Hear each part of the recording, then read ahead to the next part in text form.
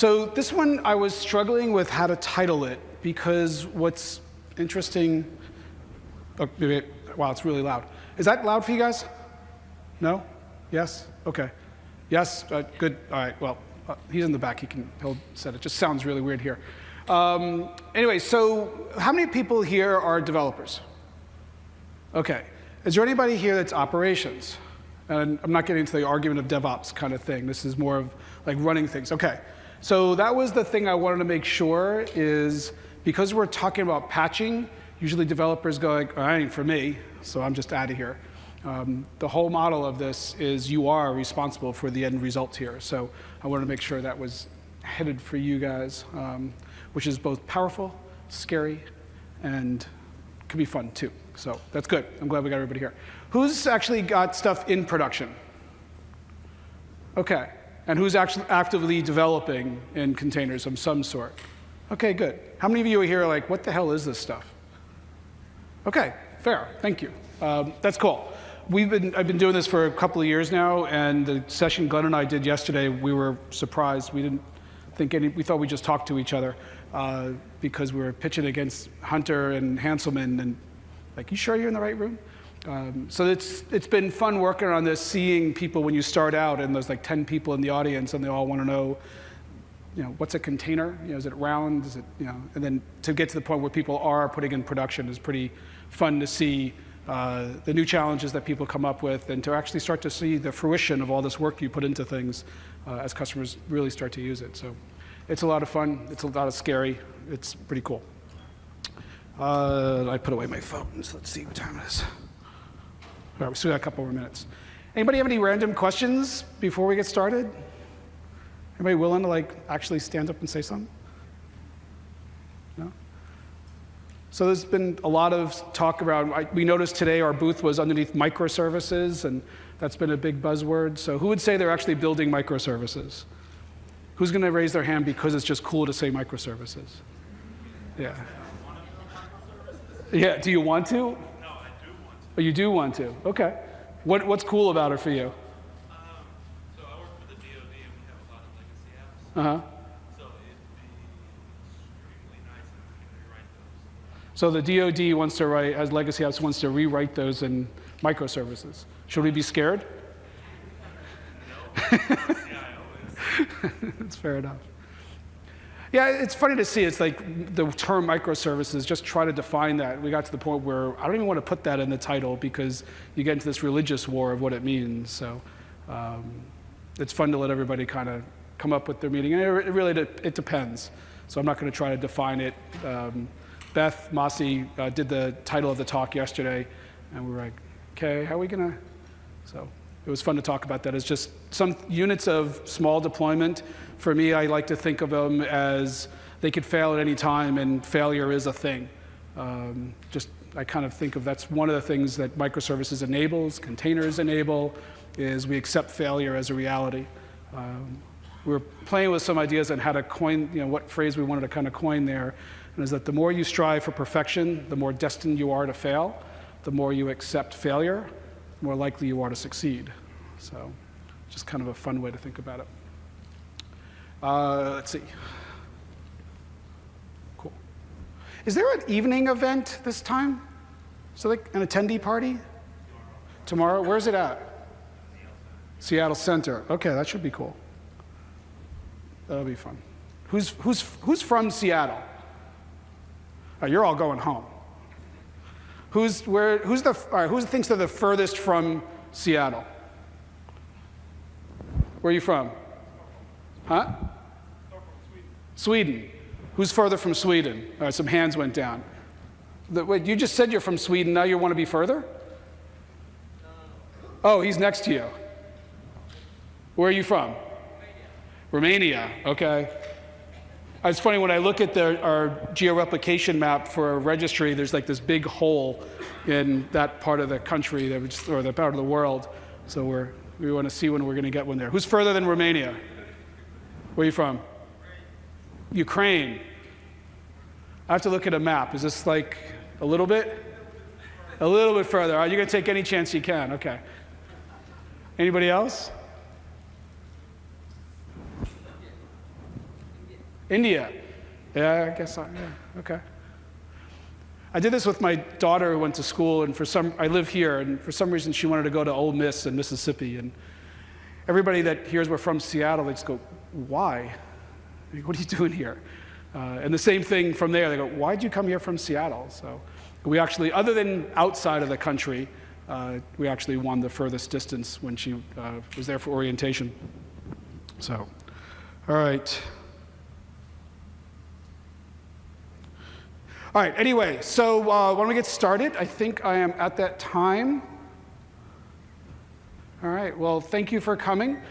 So today I want to talk about what do you do when you kind of get past that first deployment. So who's actually got an app in production?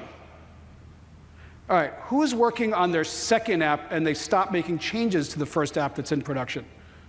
Okay, so you got a couple. That's kind of the theme that I wanted to touch on today. Because containers are the concept of immutable, which means that we don't change them once we build them. And when we want to patch things in production, usually it's somebody else and we don't worry about it until they tell us it failed. So it turns out that in containers, we don't want to patch running containers. We want to update the container, test it, and deploy it.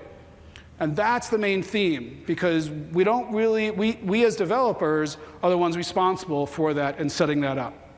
So I'm Steve Lasker, I'm a program manager. I've been working on the container tooling for a while, and the most recent stuff we've been working on is the Azure Container Registry and some stuff around OS and framework patching for automatically building your images.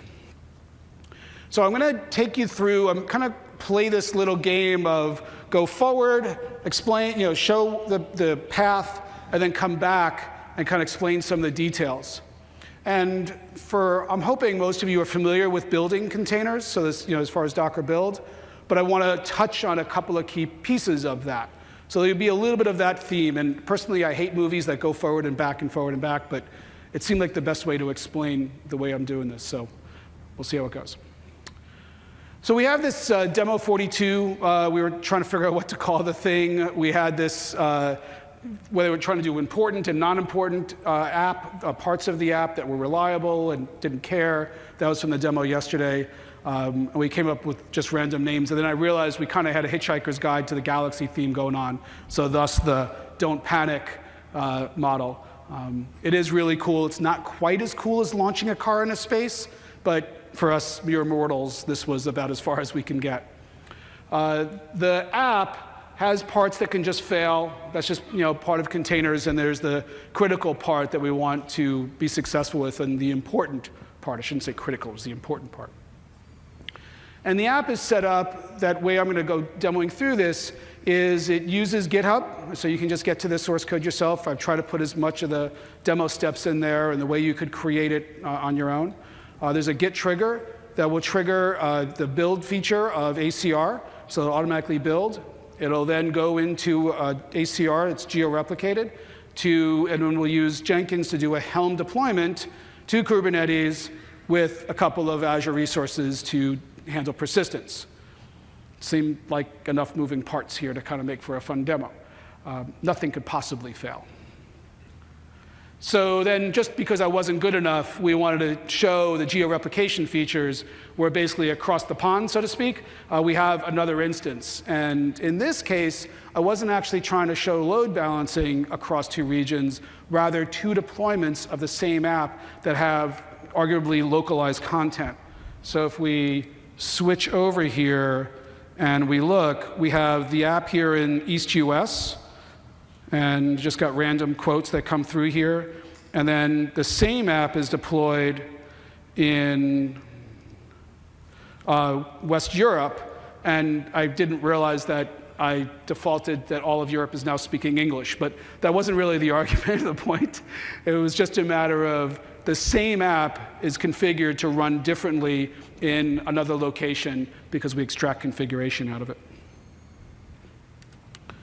So, and then the whole idea is after the app has been deployed, we want to make sure that we can patch those containers that are running. So we're going to trigger git commit, be triggered by base image updates from registries where you might be storing your base images. So with that, one of the things that's interesting to think about is the architecture itself of orchestrators. And this is a matter of how does the infrastructure of containers work, and why do we build things a slightly different model? This is what I refer to as the paradigm shift. If you're just using containers as a release mechanism, then you're really not getting the full benefits of it.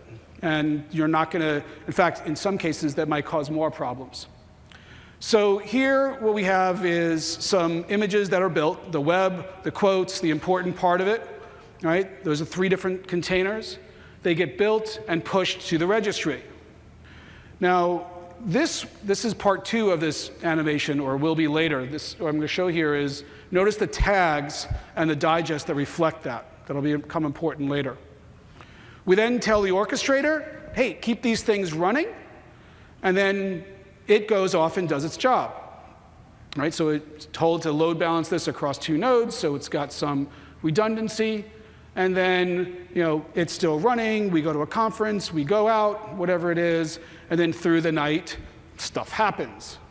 Right? So now through the night, in this case, the orchestrator is handling the pager, and it will re-instance the workload that you've given it. So you come in the morning, and you're doing whatever, watching Dilbert, reading Dilbert, hanging out, recovering from your hangover. So that's kind of the orchestrator model. Now, if we look at today's, like as in yesterday or the day before or last week, related to container DevOps workflow, we have this thing we call inner loop. And more inner loop is not necessarily restricted to just your laptop. Think of inner loop as what you do before you commit code. Because who wants to commit code that they're not sure works? Right? Forget the fact that it triggers all this workloads to run on the back-end system. We want to make sure that what we're changing, and might want to actually not be so worried about it. Right? We want to do some quick iterative tests. So there's a registry that our from statements are in our Docker files, and we iterate on that. We commit that code to a source code repository. The code includes a Docker file and Helm charts for deployment as well. They're all just text files that describe what we're going to build and deploy. The build system kicks in, it does a release, it will tell the environment to run these set of containers. And this is just what's cool in Azure, is every time I present this slide, there are more things on there that run containers. Don't think of containers as just a particular orchestrator. This is not the orchestrator wars. That kind of was last year's thing, and it's great. Competition always breeds best results. This is a matter of the way we're going to deploy code is in a container. You get to encompass the environment, the base of OS, and everything that you depend on in your image. Now all you have to do is figure out what are the parameters that get passed into it, not what version of the framework that may or may not be on the machine that you're running on. All of that goes in your container, which is super cool. So now I can deploy to all these things and not have a tight coupling to any one of those services and the versions of things they run. So then we have monitoring in the outer loop, and that's all good. But now we're not checking in code anymore. If you're not checking in code, then we're not updating our image. We're not doing image builds. And way we get OS and framework patching is each one of those containers those images that were in our from statement. If you go look on Docker Hub or wherever you're getting your images from, you'll notice that same tag is being updated fairly frequently. And we'll talk about stable tags and unique tags later. That's how those OS and framework patches are coming in. And we want to be able to get the latest. And if you're compiling code, when you're committing it, you're pulling those in, and your build system's taking care of it, but we need to make sure that that happens later as well. So if we, where was I going with this? Oh, yeah, okay. So now the code is done being committed. Think of it as this house that gets built, and we tear down the scaffolding, and we get to look at the shiny new house, right? Everything's wonderful. But as we saw in that previous animation where a node goes down, it has to pull another image from the registry to instance it again. So it turns out we actually still need the registry, we still need some management, and we still want to monitor, which is what we should be doing anyway. So we're really not tearing down all of the scaffolding. So and then the other thing to keep in mind is even though your app is perfectly fine, it's not running on that machine under your desk or in a kiosk in some airport location where they just shut off the internet from it and it's running Windows 98 and still fine. It's kind of scary when you look at some of these other systems. When you're in the cloud, they're constantly being updated. And at certain points, not intentionally, but there might be a break that happens, and you want to make sure that you have a way to respond to it. So you want to be able to have this automation in place to keep up with what's going on. So let's talk a little bit about Docker build, just really briefly, because I kind of expect that most people understand Docker build. So what I've got here is, actually, let me come over here and show the project. I've just got a project here with, or a set of projects for those three. And there's the front end, the web front end, a queue worker, and a quotes API. The details aren't super important for this. What we'll see here, though, is there's this multi-stage Docker file. And in fact, let me just kick this off here. I'm just going to say Docker build, and I'll give it a tag of web, and we should always have unique IDs. So let's generate a unique ID. That seems pretty unique. It's kind of like was it Spaceballs, where this passcode was 1, 2, 3, 4, and I had to change it, so anyway. And then we pass it the Docker file. SRC, web, UI, Docker file. And then I pass it the context, that's the directory. And I want it to be the root. I'm drilling into the Docker file onto the web project because I have tests that will run later as well. So what we have is this multi-stage Docker file where we have the build environment, and then we will publish this. And in fact, let me come over here and show this in PowerPoint, because I actually have some animation here that explains this a little bit better. So you have a from statement, and that's your base. Think of it as the runtime that we're going to publish. We're actually going to deploy. We have the SDK. This is how we want to build our code. How we build our code should have nothing to do with how we release our code. Many of the bugs and the security issues that we have nothing to do with what you need to run it. It shows up in things that get built. So one of the awesome things about multi-stage Docker files is we can keep the thing on the left, which is how we're going to build our code, and we could copy in the elements of our project, and then we're going to do a NuGet restore, and then we'll copy in the rest of the source, and then we'll build it. And then from that built image, these are like interim images, we're going to create a publish image. Think of it as, and it is another image, it's just these interim images. And then we're going to say .NET Publish, which basically takes in the mess of the bin directory. We're going to find the things that we want to actually release, right? The actual binaries and any JavaScript or whatever it is that you need to actually run. And then we have this final image that we're going to say copy from publish and just put those in the app directory on the final image. And then we define an entry point, which is how this container runs. That thing on the right is the thing you're going to ship. There is none of the stuff on the left we need to actually run our container. And that's how you get from a 1.7 gig image to a couple of 100 meg or smaller by what you ship. And in that size, it's not just a matter of the size and how fast you can deploy it, but the vulnerabilities that are potentially in it. So that's the important part. And well, you've seen Docker build, so I don't have to go back over to that. So let's talk about configuration. This is another part that's important to think about because, again, the concept of containers are immutable. That means that you just don't rebuild them. You want to build them once, and then you're just extracting the configuration, the thing that's unique about each environment. And the environment isn't necessarily your staging environments up till production. It could be, I actually want to run this uniquely in staging, production, and I might have 3 different production environments for 3 different departments. They might each have important data that's isolated to them. They might have separate billing, separate management, whatever it may be.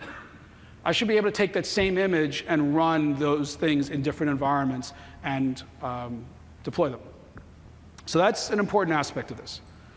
So now we build it, we push it to the registry, and that same exact image is deployed at each place. And we keep on iterating those as we go along. Make sense? All right, so if we take a look at our project here, I've got a couple of things that I wanted to show. So if we open Program CS, let's see here, where do I have that one? In our web project, we are actually extracting, so what's really nice around .NET Core, and this is, with any framework, there's a lot of, each one has its own way of dealing with configuration. Just .NET Core does it really elegantly here, in that basically there's a configuration object that you're probably used to working with. How you populate that configuration object gives you lots of different models.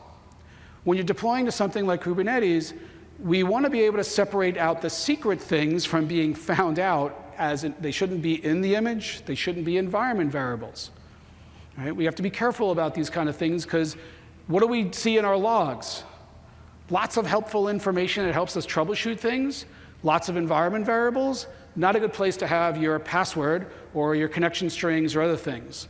Right? And it's easy to make the mistake, as we saw with Twitter, was it last week or 2 weeks ago? So we really want to make sure we're managing secrets secretly, and here we can add a file which will load in, and even the config path is configurable, and then at runtime, Kubernetes will feed in a secret. And if we look at, let's see, our startup files, we can see our storage account is saying from configuration, get a storage connection string. And where do we have the other startup? Here we go. And our quotes also pulls the configuration connection string.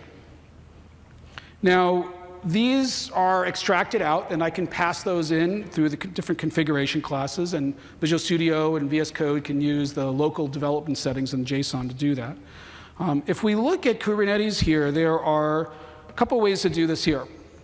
So this is a Helm chart for how I'm going to deploy out to Kubernetes. And we see there's 3 different secret types that we're using. And if we see kind is secret, and the type is, in this case, the Docker configuration. This one is opaque, and I have another opaque one here as well. And I just got 3 different names because I want the quotes. This kind of gets into, I have 3 containers, and there's 2 containers that reference quotes. The quotes actually is only a database connection string, and the web and the worker are referencing a storage queue. That's their handoff between the 2. And if we go out, well, actually, if I look at my Helm deploy chart, let's see, where do I have that? Charts, let's see, create Helm. Well, here is when I do a Helm release, and I'll show this a little bit more later. But you can see is that I'm referencing these names, and see even the connection strings, I'm just yanking them out of Key Vault when I do a deploy. So I'm really careful, not perfect, careful to make sure I'm not checking in anything into code that actually is the connection string that is my deployment. And we think we've been pretty good in GitHub in what we checked in, because it took us a little iterations to get there. And let's take a look at, let's just browse the AKS cluster, and we can take a look at there where our secrets are. So we'll just launch up the Kubernetes console. We'll come down here, and you can see secrets. So this is where you'll see those 3 categories, unless it died on me. No, there we go. And you can see there's the important secret. And I can actually show this one, because it's important, but not important that you can't see the detail. The storage connection string, I'm not clicking on that because I know you guys better. You guys have proven to us time and time again that you can get into these apps pretty easily. And then the app registry secret, this one I can because this is actually base64 encoded, and Docker knows how to pull this out as part of its configuration. And then what do I have? The quote secret. This is actually my connection string to my database. So these are managed securely in Kubernetes, and then my app just pulls these in at runtime. All right. I think that was it on there.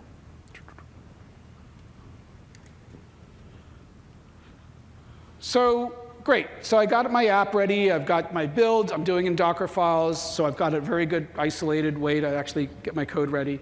I've got my secrets or my configuration extracted. .NET Core has some awesome ways to extract that out, so I'm not building those into my code. What about the different build systems? So this is also kind of where I talk about the container-first mindset. And if you go all the way, you can see the value you're going to get by building in containers and automating this. So the current build infrastructures that many of you are used to have these build pools. And they have lots of instances, whether it be Windows or Linux. And the model is you pull something off the queue, you submit a build to it, it pulls it off, and you might only have to install a couple of things that you need. Because these images that we've got set up try to have everything you could possibly need, which means they probably have not what you specifically need. So then there's this minor piece that you have to add. And if it's only one or two things and it's fast, no big deal. And then it gets thrown in the queue and another one comes off. Now, how many of you guys have custom or dedicated build servers where you have like a build agent yourself that you're managing? Yeah, it's usually around 50% we see, because there's just too much that's unique. So you build these custom build pools, and you start setting up special agents that run your code just the way you want them. They might be very supportive to run the frameworks you want. They might be unique. They might be something you really don't want to be dealing with, but you have to. Or they might be the cool thing because you got Docker on it, but you're managing that. And who's managing these build pools? Right? You have to care and maintain these as well. You're trying to get code out. You're trying to have a production operations environment, and you have these build pools that you're having to care and feed for yourself. So you automate them. And what happens when you automate things? They kind of blow up. So this is not necessarily the best way to do this. This is a great stepping stone, but what we want to do is we want to throw that out and really get to a container-first mindset where you're just leveraging Docker images because you can bring your own environment in that Docker image. You set up what specific version of the framework, what specific version of the test that you need. You provide that image. You put it in your registry. When you start doing builds, you just say, that's my environment, and go run from it. And now the host should know nothing about the details of how you're running it other than to run your builds as you've defined them. So that's what we've built with ACR build. Let's take a look at what we have here. So if we look at what we did up here, this was the one, yeah. And I'll bump this up again. And if we look at that command that I just ran, you notice it says Docker build. And I said, what, unique ID, so on and so forth. I may or may not have Docker installed on my client. I may not have the same version of Docker on my client that my build server does.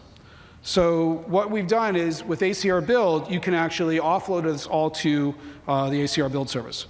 ACR build -t web. Instead of me generating a unique ID, I can say .build.id and now you see why I put that string in there, but because everything else is just the same.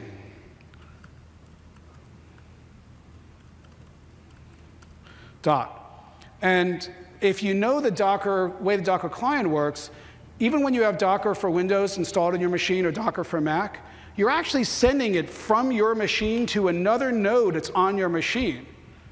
Right? There's another VM instance on your machine that it's a client-server model sending it up to it. And it streams logs back to you. Well, that's exactly what we're doing here. It just so happens the build environment is in Azure. It's next to your registry. And you can actually do this here. If you noticed, I said dot. I'm taking my local directory and sending it straight into ACR build, just like I did with the Docker client. And it's going off and doing its build. And let me just refresh this. Here, I can watch the builds happening through the AZ CLI also. I can see that top one.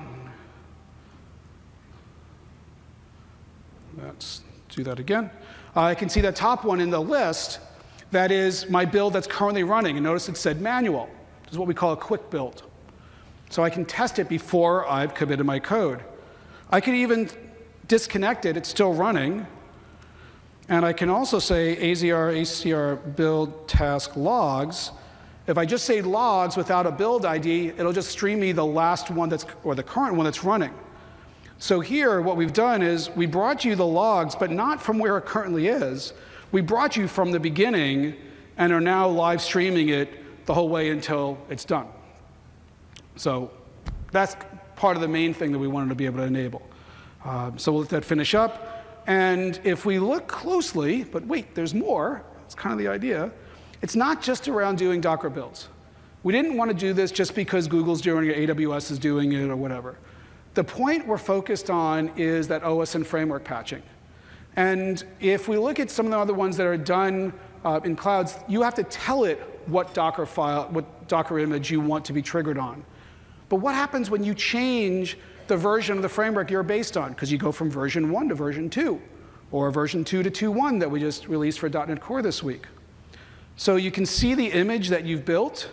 And if you notice, there's a runtime dependency and there's a base image that I've managed in my own repo. We'll talk about that in a minute. And it's 2.1. And I have a build time dependency. And we wanted to separate those out because in most cases, you only care about the runtime image that you want to be triggered on, to be rebuilt, because that's what's running in production. The SDK, in most cases, you don't care. There are some compile bugs that sometimes leak in that become an issue, and that's why we track them separately. OK. So where was I at? So I was on, yeah. So now I've got that set up. The next thing I want to do is, it's great to be able to do Docker builds locally and send it up, but I really want this to be set up on my Git commit. So let me just go over and grab a snippet, because I don't want to really type this. So let's see. Here we go. So here, what we're doing is, it's a build task that we're going to create. And I give it a name, Demo42 Web. I can tell it the number of CPUs that I want to use to build it. I give it the tag. Notice I said .build ID, so I give it a unique ID each time. The Docker file. I can do build args. I can do secret build args, which should be a secret, so we don't tell you what it is. And the idea there is, as that's passed in, they're masked. So this is where we're following the Docker CLI that you've come to expect, but we've added some extra stuff in there to make sure that we can bring it that much better. The context is a GitHub repo. I can specify the branch, and the token that it needs to have authentication to set up the webhooks and everything. I just stored that off in Key Vault. So now I've got that set up. Now I just want to do a change to my code. So let's see. I'm going to come over here, and I think I was going to change about. So we'll come to Pages, About, and we'll say hello from 6B, C something. I don't remember. So I'll save that in here, and then I'm just going to come over, and if I go to my web project, and I was messing with that, so we'll ignore that change. And we'll just say hello. And I'm going to trigger that in, and that will go off, and now I've done a Docker push. And if we watch over here, we're going to see that that build just got triggered to come in, right? I'm watching my list of builds, and that build definition for Demo42 Web was just triggered by a git commit. And if I want to see what's going on with it, I can watch the build here as well. So I can literally attach to the stream logs as they're happening if I'm seeing some trouble, some issues that I want to follow. OK, cool. I think that was what I was doing on build. Cool. All right, so let's come back to slides. So that's kind of the main thing. We're really, like I said, we're focused on that OS and framework patching scenario. And this is where I want to kind of drill into the next iteration. So this is a bit of a roadmap. So I've highlighted some stuff in yellow to talk about the things we're working on. But I really wanted to put context as to why you see some of these components out, because we're very focused on building these primitives because we have an end-to-end picture in mind, but we don't necessarily want to restrict you to the end-to-end picture. So who here is writing code that's not in .NET? It's okay. It's not like you're going to get brawled here or something like that, right? And sure, the .NET team would love to convince you to use .NET. From an Azure perspective, we're happy to have you here, right? It doesn't matter whether you run Windows or Linux. Doesn't matter whether you're running VSTS, Jenkins, Circle CI, CodeFresh, or anything like that. And what we've seen is you're going to pull my build system out of my cold, dead hands after you pull the framework out of my cold, dead hands that I'm using. And that's kind of the passion that we kind of see. And we just want to make sure that people can do the native things. So with this, with the whole concept is we're building these primitives that you can use them in an experience that we put together, but you could also use them in other ways that we don't yet know about. So we'll start with the registry.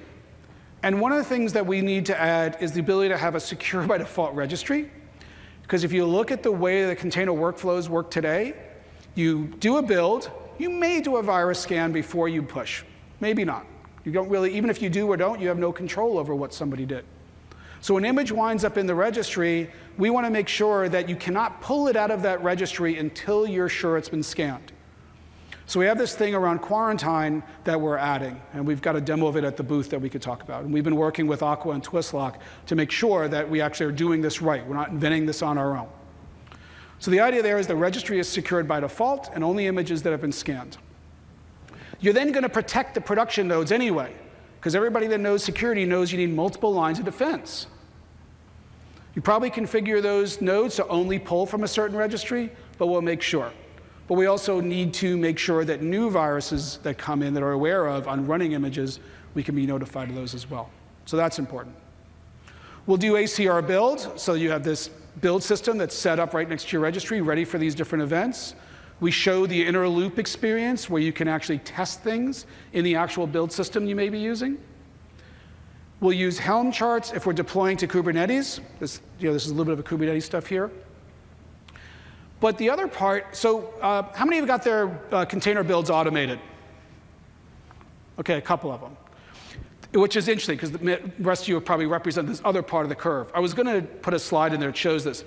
If we look at our telemetry on the number of operations that happen on ACR in a day, I'll flip this over. It's like this massive curve where the number of pull and push operations are across the left.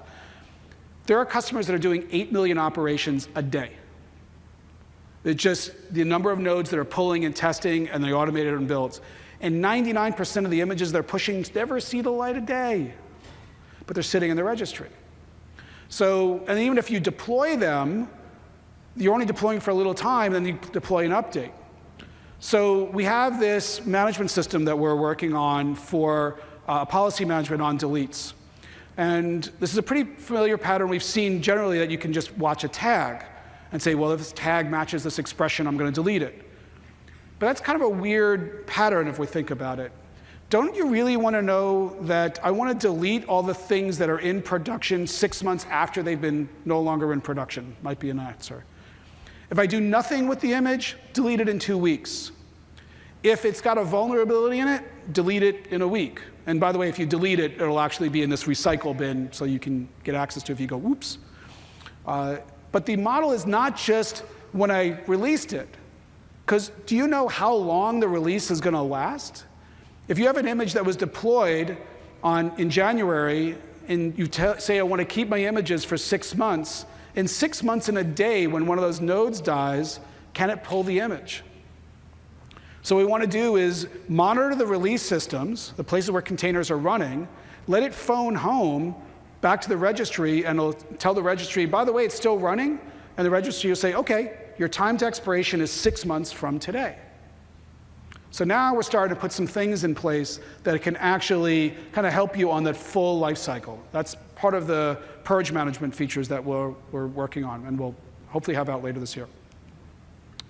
Now, we talked about code stopping. But we still need the rest of this stuff in place. So this is where the other part of ACR build comes in, is we can monitor the other registries that you may be pulling your images from, and then as those images come in for updates, we can trigger that build and automatically build, test, run, deploy your updates. Okay? So that's part of it. Well, actually, I guess that was the end of that one. So that kind of gives a picture of a big piece of what we're thinking about from the life cycle of container workflows. Now, ACR build is, triggers on Git commits, which is the most common thing, but we also can trigger on registries. And right now, we work from the same registry because we're working on that iterative cycle. If you're doing a demo, you're not going to wait for something on Docker Hub to update because you probably don't control it. So right now, we do same registry notifications, but we've got work queued up for Docker Hub and MCR and other registries as well. And the idea is, while we will have this native build service as part of the registry, which will be geo-replicated everywhere you have your registry, so it's always close. We're not trying to take on these other really robust systems. You would be able to integrate your build system or your release system. You may not need the build system that you're using today. We hope a lot of that will be encapsulated in your Docker builds with some additional steps. So we'll have multi-steps there. But our goal is not to eliminate it, it's to integrate with these. So let's take a look at some builds triggered through Git commits.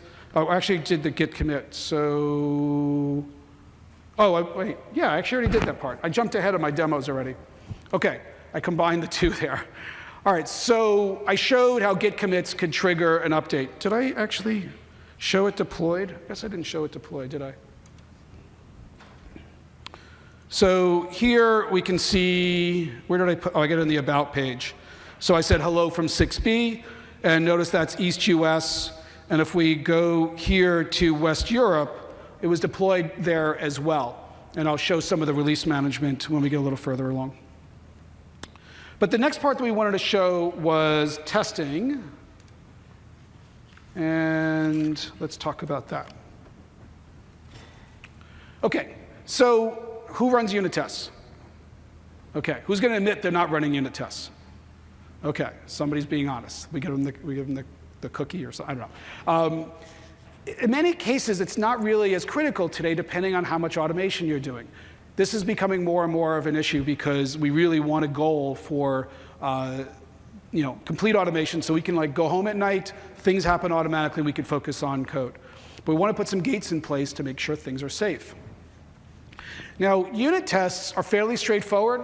You can do things like you can run a unit test in your Docker file. In this case, I'm just using .NET Test, and we'll demo this here. So let's go off and do that. So we're done with that. We're done with that, done with that. Okay, so if we come back to our project, you'll notice that next to the web project, we have the source directory. We also have a test directory. So we have some tests that test the index page that will, as they're run, it's making sure that what data is put in comes out. This was part of the thing where we didn't really want to trust a text box that was open to the, unsecured, that in the last presentation everybody can type in whatever they want. It was originally going to be you guys were going to give us the quote of the day. We thought a little bit more about that and said, let's give them a quote that we'll put up there. So in this case, when I'm not connected to the quotes API, we have this little piece in there that basically tests the hack that if you didn't give us what we expect, we just say, yeah, nice try. So it turns out that that shows up in our test as well. But what I also wanted to do was test the base image, some expected behavior that I expect from the runtime that I'm on. Now, you can't always test for the unexpected. So it's a little bit interesting here. So this is why I kind of mess with it a little bit. So all I'm doing is, in my test project, I pull an environment variable that I've just set to something unexpected. I write it out to my logs, and then I'm testing for what I expect to be there, good or great, right? So just an interesting test. And then in my Docker file, what I'm going to do is simply run those unit tests after I do my build. So we'll save that. But of course, we don't want to commit that. We want to actually test it first. So I'm going to clear this out. So I'll say AZACR build, and not a task because I'm going to build locally. And I actually don't even need to give it a tag because I actually don't want it to push to the registry. Web UI, Docker file, and -- no push true. And then I give it dot. So what it'll do here is it's going to build my project, run that unit test for the expected behavior. It's running it in the build environment I expect to check in my code and run completely as well. So we'll let that run. And let's drill into the next part. So unit testing is great. Definitely, you compile your code if it's a compiled language. If it compiles, step one. Unit testing, step two. That's not enough, though. And especially when you think about multi-stage Docker files, I'm going to test that environment variable, but that's only in the SDK image because my unit tests are running off that. It's not running on my production image. Now, you can do some stuff there, too. But usually, the problem might be your configuration isn't right in a particular environment. So what we want to do is do the next stage also with functional tests. And the functional test is run some containers, run it with a test runner next to it also to test that functionality. So now using something like Brigade and Helm, because Brigade's an awesome scripting environment for things like Kubernetes and Helm for deploy, I'm going to deploy my containers, and I'm going to have another runner that communicates with it that is keeping track of what's actually running in that environment. Just composing up or spinning up a container in some build system, that's not a functional test. It's one step better, but does it really give you the comfort you need? So this is the kind of a really much better model. I was going to spend a bunch of time drilling into this, and I realized I didn't have the time. So I did find this. Dan Garfield from CodeFresh does a really good video on this. So the link is there. Ignore the last 10 minutes where he talks about how much he loves Google GKE, but that's OK. Not everybody's perfect. They're doing some cool stuff. But anyway, that's kind of the model, is we want to do the functional test as close to production as possible. And things like dev spaces are a great example of how you can do that as well. All right, so let's come back, because the cake has been cooked a little bit further. And if you notice, what do I have? I got some red text, which in itself is kind of cool, too. We don't just stream logs in black and white, because the world is color. We like the other side of the rainbow. So we can see that our test failed. And I spit out value tested. Well, it turns out the new version of the framework is amazing. It's not just good or great. And I didn't expect that, so my test failed. And then my build fails as a result as well. So if we look here, you can see, we can see that last one will be a manual test, and it has failed as a result. Right, manual error, and just tracking that. So how are we going to fix this? Like any good project, we're going to do what? Fix our test. Because it's not our code, it's the test that went wrong. I've learned to copy and paste because I never type the right thing all the time. So now our project is working. And of course, what do? We just commit it, and we're good. Tests fixed. And we'll push that up. And if we come back, we'll see that now that will trigger up, and by git commit will kick in. And not only will it run my build, but it'll run my test as well. It'll run my test as well. It'll run my test as well. I did trigger it up, didn't I?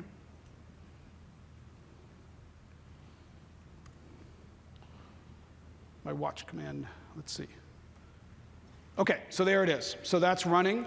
And let's talk about the next step here. Where am I? OK, so we've got we got unit tests. I didn't have time to drill into functional tests. That's a session all by its own. You get the concept. So now let's talk about running. Now we've got our code set up, we've got our build, we've tested our build before we've actually even deployed it, we've tested our build system, and we've got some unit tests in there. Let's get this running. So if you're using Kubernetes, Helm is a great way to define your template and how it's going to deploy. And then, of course, we have the Azure Kubernetes Service. A quick primer on Helm, because in itself, it's a whole nother talk. Helm charts, so who's familiar with T4 templates? Okay, think of T4 templates on steroids. They're Go templates. So when you look at this hierarchy, you'll see a chart in the root, and that's the name and version. And the idea is you can build a chart that others can consume from you. In fact, if you look at the bottom, you'll see Nginx. We reference the Nginx chart. Like, I want to deploy that, and that has its own definition for how it gets deployed. So it's just a hierarchy.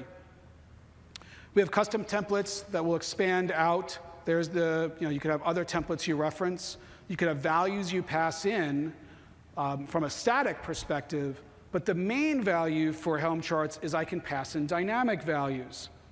So I can set name value pairs. In a release, what's the most obvious thing that you're going to change every time you release? The what? Environments, right? If you go to different environments, the different environment variables would have to come in. What if I'm releasing to the same environment, an update? Version, right. And version's another interesting one. I love we can get set up on this. So let's quickly take a look at, just going to review deploy configuration. So, okay. So actually, we'll come over here first. So what I have in my project is under the deploy project. So you'll see this in GitHub on our demo 42. There's a deploy project. And I've got this set of files that are how I create the environment. I got a little over pivoted on the CLI, so this is not to mean you shouldn't use ARM templates as well. I was just having fun here. I have my whole demo script that I run here as well, so you can leverage that. But I also have the Helm charts. So you can see the chart. We call it demo 42. It's got a version. I've got the values that I would do the first time, but notice there really isn't any values in it. It's kind of an interesting one. There's things just to get it started, because I never want to put my configuration secrets in there, for instance. There's some requirements. In this case, it depends on Nginx. And if you notice, under charts, there's the Nginx, which is actually just tarred up. It's just a zip of all of the detail that you see here specific to Nginx. And then under my templates, you'll see here's the web app, and here is just the expansion of macros to no extreme. And we're just seeing a whole bunch of names that are referenced and all these levels of indirection, so that I can do things like I can pass in the image name. That's all I want to do, or pass in the secret or the configuration for the database. And if we look at, let's see, when I create the Helm chart the first time, when I first set this up, I can do a Helm install, and I even environmented so the thing to the left is where does the Helm chart live? So I deploy this from the root of the deploy directory. The name is demo42-int. -prod, -finance, right? Whatever I happen to be doing. There's a host name, which is the DNS host name, such as demo42.eastus, blah, blah, blah. The quotes API, this is the image. And notice even the registry name I've extracted, because I wanted to try to make it easy for you. If you're going to run this, you can't run it on our Jenga demos registry. It'll be your registry. So you can put that in as a variable. And then the storage connection strings, they're just referencing key vaults, queue names, so on and so forth. Now I do that initially, and then on each release, I just have a script set up. Where is my release? Release. And here I happen to be using Jenkins. And so the model that I'm doing here is I've got webhooks set up on the registry, and the webhooks call the release, the Jenkins release. And in the payload of the webhook, it says all the information about the image, including the version. And we'll talk about versions, but the version is the tag, because I want to release that uniquely each time.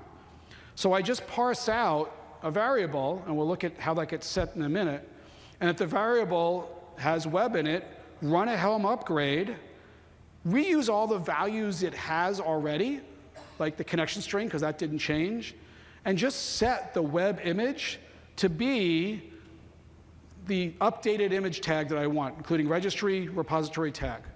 All right? So that'll say jengademos.azure.io/demo42/web:/AAB6, whatever. And we'll take a look at that. And I just do that for each one. All right? Now, if I come over to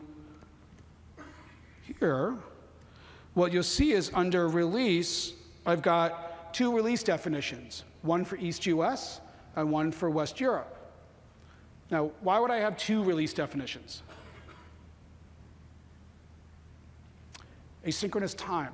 So if I push the image on East US and it gets into the registry, assuming vulnerability scanning isn't kicking in, when the push is done, I should be ready to deploy. So I can tell East US to go deploy. But it's not at West Europe yet. It's still replicating over. So this is some bugs we see sometimes, is people, as soon as the push is done, they think they can deploy.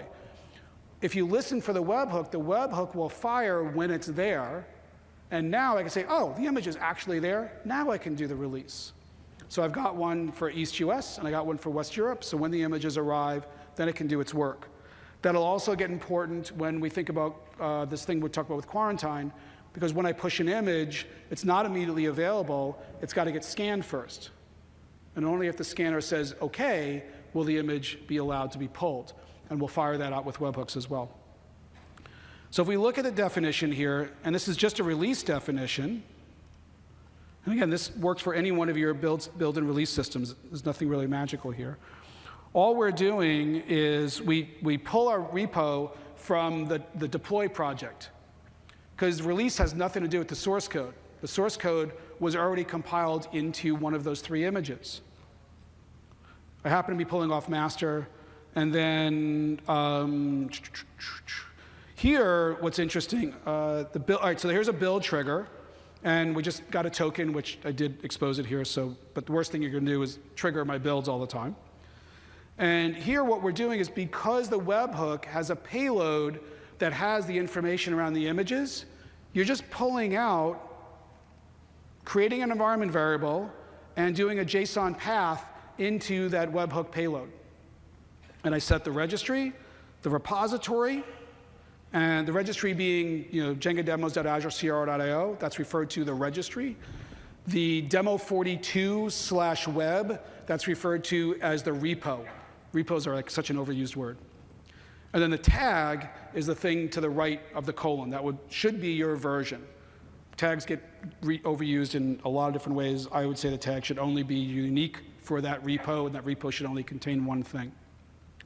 And then the last part is for East US, I grab the kubeconfig, and then I say run the script. Because the script is the same for East US and West Europe, because everything has been parameterized. And the parameters just came through my webhook for what I need to do that's unique per.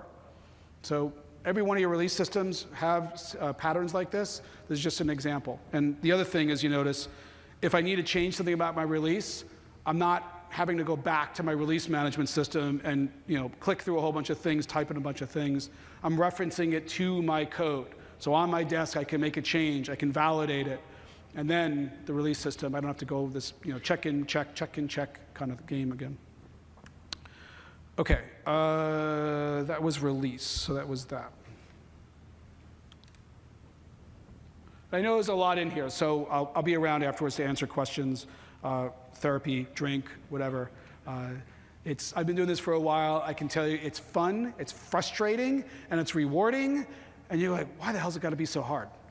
So I can tell you that is why there is a host of people all over the floor downstairs that are actively working on making all this stuff easier. So that's a common thing we're working on. All right, all of that was set up for why this very simple demo that I'm about to do is all the investment you've made up front. So let's take a look at this kind of overview because it's easier to show it in animation than the end result will be the demo. So on the left, you have some base images. Your .NET image, your Java image, your whatever. It might be Alpine, might be Windows Server, Nano, whatever. You then create a build definition, a build task. So, you have a Docker file that says from an image. And I didn't have enough room in boxes, so I didn't care what framework it is. It's just the framework. Okay? You create a build task that says, give it a name, give it a tag, build ID. We'll talk about that more, but you just notice it's always the build ID. It's always unique. Some repo, the token, and the registry it's associated with.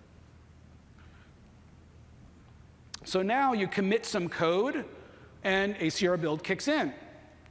When the build is done and done successfully, which means your unit tests passed, as we incorporate functional testing into this, as functional tests pass, that we will save the dependencies I highlighted, right? I showed the runtime and the build time dependencies.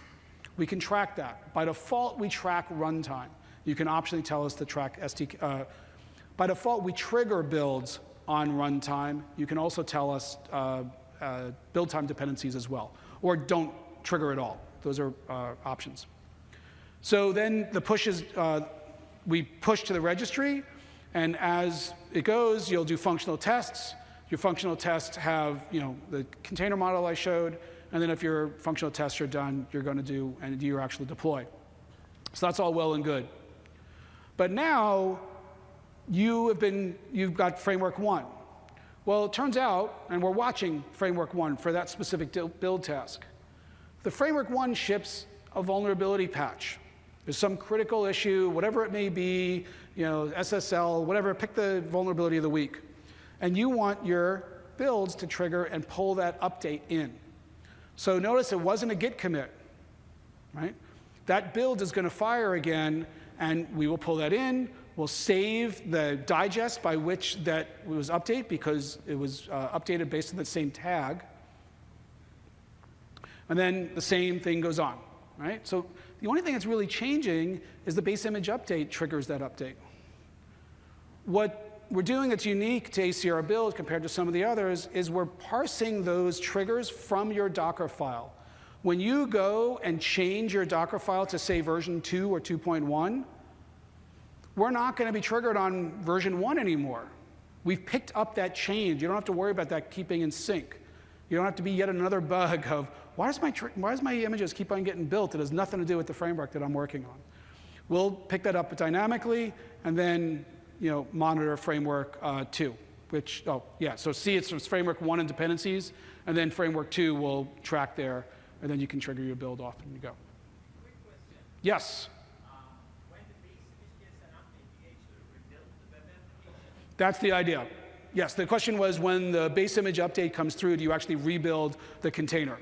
And yes, that's exactly what we're doing, because containers are this concept of immutable. You don't want to take a container that's running in production or running anywhere and go and update it, because that's. About my application, will you be getting it from GitHub and then rebuilding the web application? Oh, is the question where does the source come from that goes into the container? Update the base image. There's an update base image.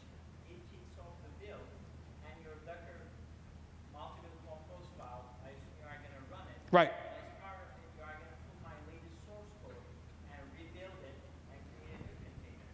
But what if that's not what I want? I want my binaries to remain the same. I don't want to recompile my application, but just update the underlying base image and put my Right, the binaries from the last build. contains my binaries just laid on top of it. Right. So the gentleman was just asking the question, what happens what happens here? Does it actually do a git pull? And there's a couple of different switches. For right now, it does do a git pull because that's part of what the build pipeline is just default set up. But it's going to do a git pull on the commit that we had. So we track the commit ID, by the way, in there. But the real question was, I don't want you rebuilding. I want you to take the compiled binaries that happened previously and reuse that.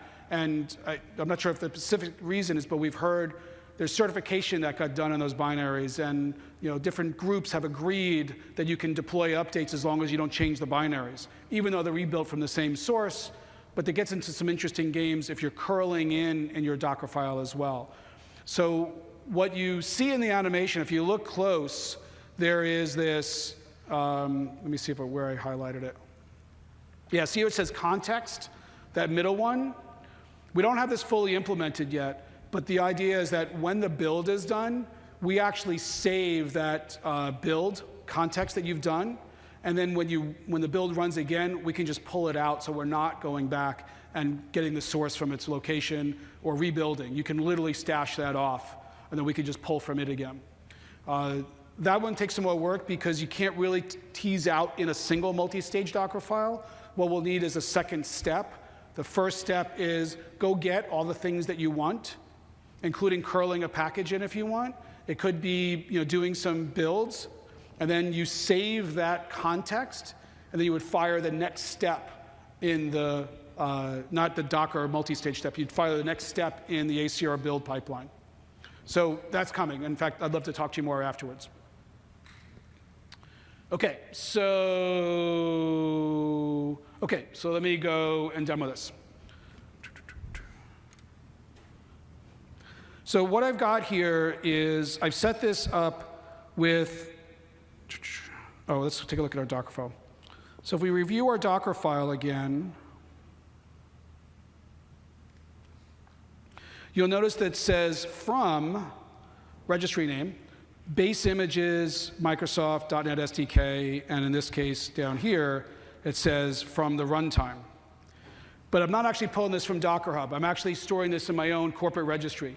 The case here is there's somebody in our company that is managing all those base images, and all the dev teams are supposed to pull from it because they've optimized that for that company. Ultimately, we'll support this from Docker Hub as well. We just didn't finish up the caching, the indexing yet. So, and it's also hard to go change a public image on Docker Hub because I don't own it. So we'll come over here, and in the demo, what I'm going to do is change the, actually we'll make it blue. Actually, I'm going to make it green because it helps with the demo later on. And I'm just going to commit this to master because that's always the fun thing to do. So now, if we come back over, what you'll see is I've got a auto build set up on that Docker, that repo that I've set up. So now my base image for ASP.NET Core runtime is now building, right? Because my git commit triggered that build. And then when it's done, because that image, when it's built, will push to the registry, and I have 3 other images that are based on that image, it's going to go trigger those builds. And to kind of get a sense of what that's all going to look like, well, actually, we'll give that a second because it's interesting to watch the little switch over there. So the idea here is you can just simply trigger builds, and you're deferring to somebody else because you've said you really want updates in that. And we want to be able to wire this up because the whole pipeline you're setting up, remember we talked about the automated tests? This is why we want to leverage that, not just for the builds of the life of the app, sorry, the development part of the app, but the entire life of the app. That's your queue. It was about that amount of time, no? And well, this is one of the things we can also show, AZ, ACR, build, task, logs. And we can see exactly where it is at. And it's done. So what we'll also see now is, oh, I see, the refresh got messed up. So now what we'll see is that this one succeeded, right, our base image, but notice what happened here. My other 3 images that were based on that image, they kicked in, and now they're building. In fact, we could come over here and say logs, and we'll see that those are running. It'll give the latest of the last one. If I wanted the specific one of those 3, I would just tell it which build ID. OK. Oh, I see. It's actually, they're already done. So if we look over here, what we'll notice is I now have a green image over here, and we'll see if it made it there yet. Nope, it's actually, so here's a perfect example. It's still getting its replication out to West Europe, and once it gets there, Oop, it's almost there. There we go. So here I've just made, I was able to take advantage of an update down upstream, and it trickled in. It took up my build system that was set up, and it ran through. My unit test said it was okay. I said the framework that was amazing was still good. I didn't test of ugly colors was, a good or bad thing, and it went right through. So that, and I have one more demo to bring this home. Okay, so here's the interesting part. This is why this one's actually makes for a simple and cool demo. To make this work is the interesting part. So imagine you work at Contoso and you have a single returns app that you're working on. For each pull request, you're going to do a build. You do a push, you do a scan, and you do a single test, and then you would do a deploy. And you would do that for the life of your development. It's the normal way we might think about this. So you have a build system set up for that, right? You've got that scaffolding that's meant for the crew that you are working on that particular house. As we're building this container build system, we have to think about all of the apps at Contoso, all the apps at Northwind, and every other app company that Microsoft has ever shipped a sample company for, which was kind of fun to find them all. I didn't realize there was that many. Every one of those apps in every region of Azure is now waiting for a build to happen. So we're monitoring the various repos out there, the registries, and as images come in, we're going to funnel all those events in, and they're going to trigger these builds that are just, you saw one update trigger 3 builds. Imagine when .NET ships an update, Windows ships an update, Linux, Alpine, any one of those. Think of how many images are going to trigger a build. Because as we've been discussing, containers are the new unit of deployment. Wow, that is pretty cool to think about having to build that kind of thing. So one patch is the number of customers times the number of apps for the life of the app. That's just pretty cool math to think about the impact of not only do we get to run a service that is like, wow, can we really do this? We have an amazing engineering team. But the work that you're putting into your build system and your tests aren't just like, it's just for another week, we'll be done with this project, and I don't have to worry about tests anymore. Instead of getting woken up in the middle of the night because your app crashed, and only after scouring logs did you find out that somebody put a patch on that machine that wound up killing your app, and which they're just applying patches because, by gosh, they're going to patch those machines. That's their job, and they have no idea to know what's running on those machines. It's not at all practical to test every patch before you get it deployed with a VM infrastructure. I mean, think of the words Terraform. It's awesome technology, but just as Terraform refers to rebuilding an entire planet, that's what it takes to instance VMs and test them all. Containers, I don't know, it's like a little grassy spot on the roof of your house or something. I don't know. I haven't figured out that analogy yet. Okay, so last demo, and we'll call it in, and you guys can go off to the bars and whatever. So this whole conversation came up for the number of issues that we had contacting us on ACR and what problems people were having. And basically, it comes down to a problem of stable tags and unique tags. How should you tag your images? And this one, there's a part of religion, and there's a part of it's the style after you've chosen the religion. I don't know. I got to work on that one too. Anyway, so this is a variation of the animation I did earlier. Same thing. I'm building those 3 images, and I push it in. I tell it to deploy. Now pay attention to the digests that are associated with those images. When I deploy something, I want to tell it to deploy on a tag. First of all, digests are this long, and you don't want to be able to look at those because you won't know whether it's different or not. So we do want to use tags. So now the orchestrator is keeping that thing running. That's great. Life is good. Now, I'm going to go and do another build. When I do another build, in this case, I'm going to use the same tag because it's just a minor fix. I don't want to have to manage versioning the whole thing and do this blue-green. It's minor. I just want to roll it out. And I want it to be on my nodes. So I pushed out another version of tag 1, or whatever tag you're using. And now, when that thing goes away and the orchestrator does its job to pull tag 1, or whatever it is the number you've used, look what's subtly different here, right?